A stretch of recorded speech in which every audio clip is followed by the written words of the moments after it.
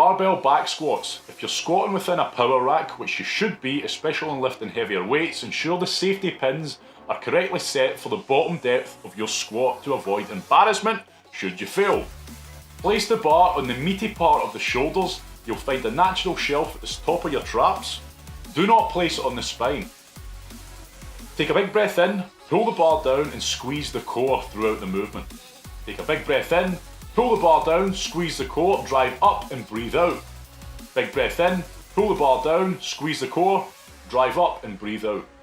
Ensure your foot is evenly distributed across the ground. Do not allow your heels to come off the ground. Do not drive through the heels, drive through the full foot.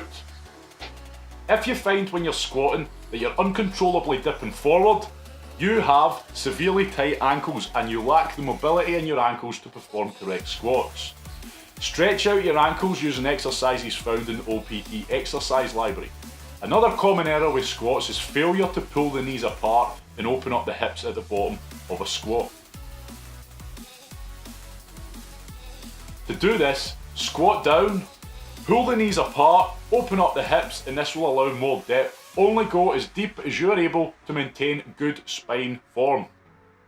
If you feel severe strain on your groin area when trying to pull the knees apart at the bottom of a squat, you simply lack the mobility required to do so. Again, with the ankles, you will find rehab exercises for the squat found in the OPT exercise library.